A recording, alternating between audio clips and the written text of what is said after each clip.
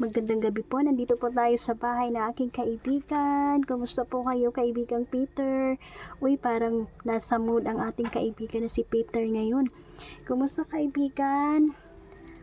Ayan, mabuti daw ang ating kaibigan, no? Nataka ako kasi ngumingiti ngayon si Peter, no? Parang kondisyon yata ang ating kaibigan. Ayan. Hello, kaibigan. Kumusta? Siya daw ay okay lang, no? Mabuti, kaibigan, dahil nasa mood ka ngayon. Shoutout ko pala muna, no, ating mga viewers ngayon. Magandang gabi po sa inyong lahat, sa mga solid supporter ko, sa mga silent viewer, si Ma'am Vivian Horikeri, no, sila Sir Eddie Aguinaldo, Sir James, si Mama Susan, kayong lahat, Tita Dailin, and Ma'am Marlene. Shoutout po sa lahat-lahat. Thank you po. Maraming salamat po, no. Yan. Dinalaw ko ang aking kaibigan, no, kasi nanaginip ako kagabi. Dinalhan ko siya kanina ng pagkain, no. Yan, at ngayon bumalik tayo. Usapin natin ating kaibigan. Marami tayong katanungan.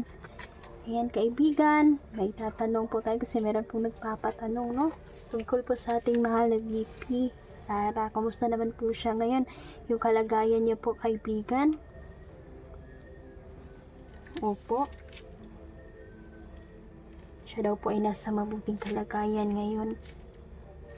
Opo.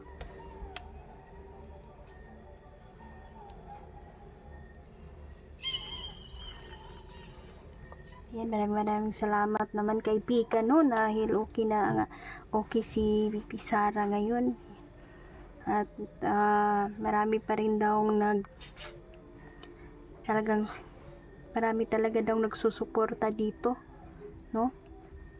At ayan, kumusta din natin si BBM, no. Kumusta naman si BBM, kaibigan, ngayon?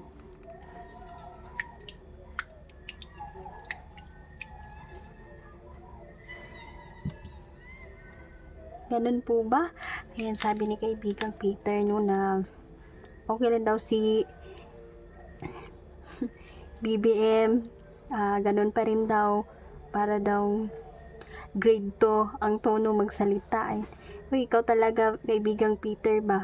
Si kaibigang Peter nagpapatawa. Ayan, ganun talaga siguro siya magsalita, kaibigan. Opo. Ayan. Nakakatawa naman, kaibigan, no? Ayan. Grabe. Joke talaga ating kaibigan ngayon. Ayaw daw niya kay BBM kasi daw magsalita. Parang, ayan. Parang grade 2 daw ang tono ng pananalita. Kailan yan, kaibigan? Ayan, no. Nabiglang na off yung camera natin. So, ayan, magpatuloy tayo. Ayan, no, nakakatuwa naman, nagpatawa talaga ngayon si kaibigang Peter, no. Iba talaga itong si kaibigang Peter pag nasa mood. Ang dami niyang mga joke talaga na sinasabi, no. Talagang minsan kami lang ang istoryanin niya, magkatawa jud ka, lalo na kapag nasa mood ito. Marami siyang mga nakakatawang mga sinasabi ba. Yan. Maraming salamat, kaibigan. Talagang napatawa mo talaga ako ngayon, kaibigan. Opo. Ano po yun, kaibigan, yung babala po ninyo? Opo.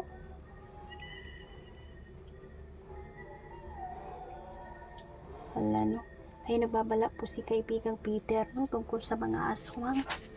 Ingat-ingat po para dumadami na po talaga, no. Nigara na po doon ang mga sa dilim. Opo, kaibigan, salamat po. Gagawan din po namin yan ang misyon, kaibigan, no. Opo. Mag-ingat po kami. Parang babalik tayo sa eksplorasyon gabi-gabi. Exciting to kasi marami tayong masasaksihan ito. Ayan. Salamat po sa babala, kaibigan, no. Opo. Opo, kaibigan, no.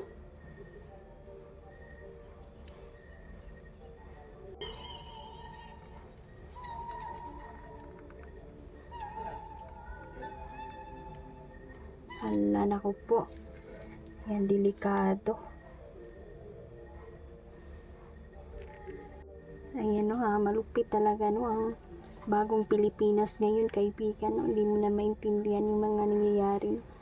Talaga meron ng paglabag sa batas na yung mga ginagawa, kasagaran ba. So ayan, no, sana maging matatag si VP Sara sa mga nangyayari ngayon sa kanya, dahil alam ng kalaban na siya yung nagbulgar sa korupsyon. Kaya gagawin talaga lahat ng mga kalaban no, na mapatalsik itong si VP Sara. Sana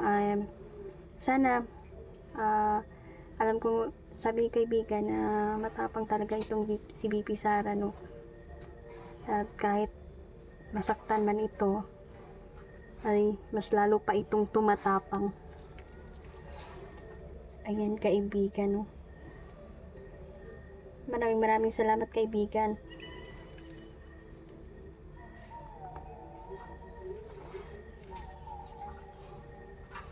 Opo.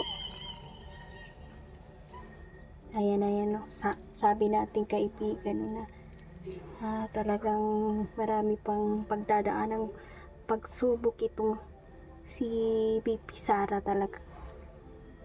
Kaya mag-ingat-ingat din siya, lalong-lalo na sa kanyang paligid, dahil tinalam na kasi mga kalaban always sa atake yan kapag merong pagkakataon, pero hindi yan atake paharap, patalikod. Yan sabi ni kaibigang Peter. Ay, grabe, no. Lubusan na talagang kasamaan ng tao, kaibigan, no. Sakim sa kapangyarihan, no? Hindi sila magtatagumpay. Hindi yan magtatagumpay talaga. Opo, kaibigan.